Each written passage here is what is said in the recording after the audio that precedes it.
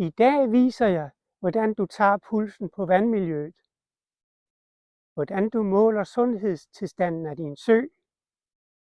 En måling ændrer jo ikke på vandet, men den fortæller alligevel noget om, hvad du kan gøre for at få renere vand og bedre miljø. Vi tager det punkt for punkt. Den vigtigste måling, det er sigtdybden. Den måler vi med sådan en skive, der sænkes ned i vandet, til den netop forsvinder af syne.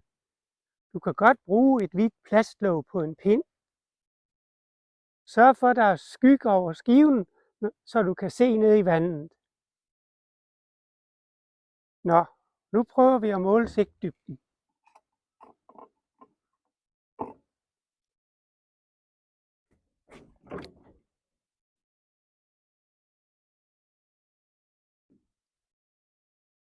Det var 1 meter.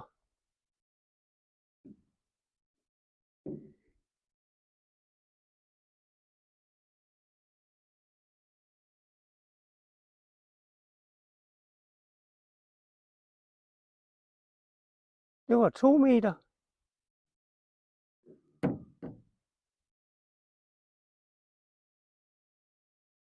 Og nu begynder skiven at forsvinde. Den forsvinder lige, når den er nede ved 3 meter. Tager vi den lidt op, så kan vi lige ane den. 3 meter. Når du har sigtmålingen, kan du gå ind i skemaet her og aflæse søens sundhedstilstand. Det kaldes også trofisk tilstand. Egentlig er det en måling af alger og næring. Jo mere næring, des flere alger, og jo mere uklart bliver vandet. De fleste søer her i Danmark er eutrofe, med sigt mellem 1 og 4 meter. De reneste af vores søer er mesotrofe, med sigt 4 til 8 meter, for eksempel Esrum Sø. Svømmesøer kan også være mesotrofe, hvis påfyldningsvandet er fosfatfri, og der er et plantefilter til at rense vandet. De kaldes organiske svømmesøer. Er sigtdybden under 1 meter, er søen forurenet. Det kaldes hypertrof tilstand. Nogle gange kan der være så mange alger, at vandet bliver nærmest kakaomælk. Sigtdybden skal måles om sommeren, gerne sidst på sommeren, hvor der er flest alger og planter. Vinter og forår er sigten tit det dobbelte af sommersigtdybden. Har du sigtdybden, kan du gå ind i TSI-skemaet og se målingerne af kvælstof og fosfor. Faktisk mere nøjagtigt at aflæse dem her, end at måle på vandet.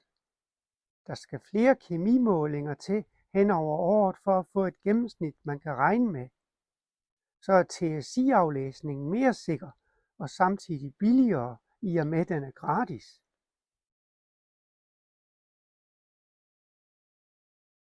Næste punkt, det er vandplanter. Altså dem, der vokser på bunden, ikke dem inde ved bredden. Vandplanterne renser vandet. Er der planter over hele bunden, gør de søen klarvandet med sigt 2 meter, nogle gange endda 4 meter.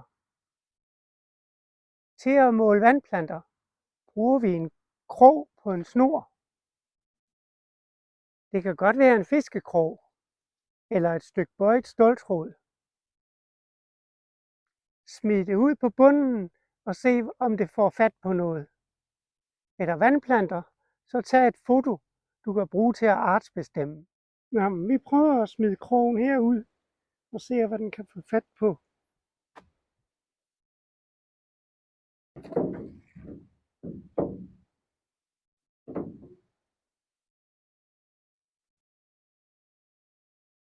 Det var ikke meget.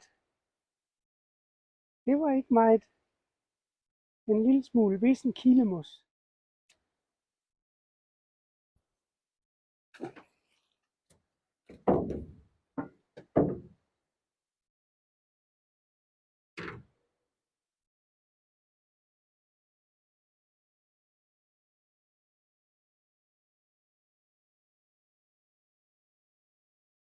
Ja, denne gang fik den jo fat i noget. Det er kildemos. Og endda med fine grønne spidser.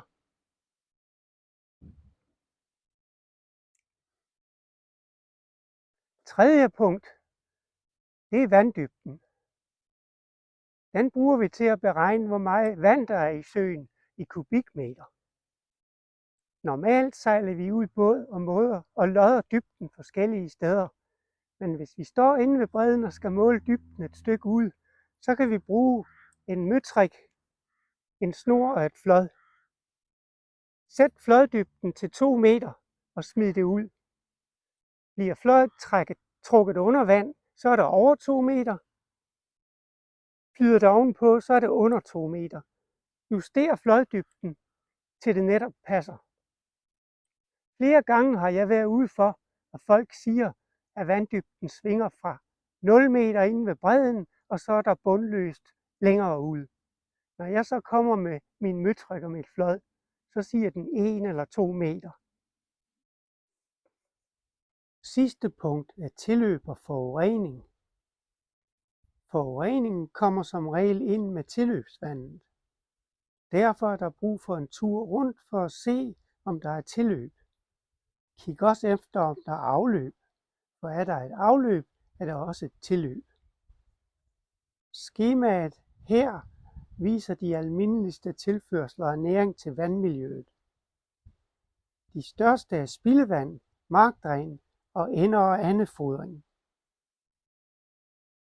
At opklare, hvor forurening kommer fra, kan være noget af et detektivarbejde.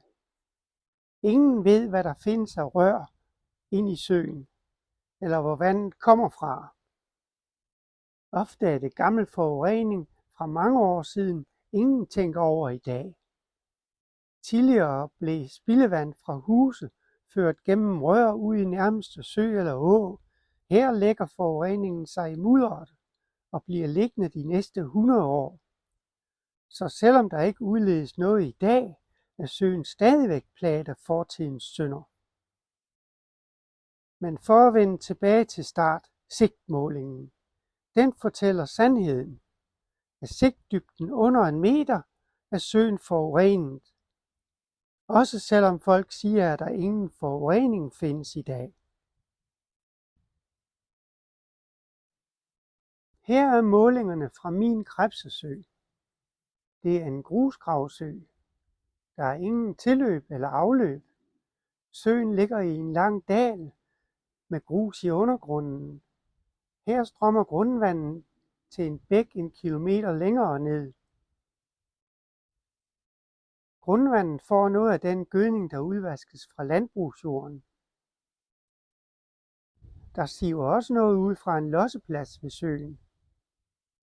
Der er ingen forurening, jeg kan stoppe. Jeg kan kun passe godt på vandplanterne, så jeg har dem til at rense vandet. Her er et nærfoto af søen og vandet. Og her et fjernfoto af søen i landskabet. Sådan nogle fotos kan tit vise noget om miljø og forurening. For eksempel om der er gode eller dårlige planter i søen. Eller om der er landbrug tæt på, med fare for at gylle kan blive skyllet ud ved kraftig regn.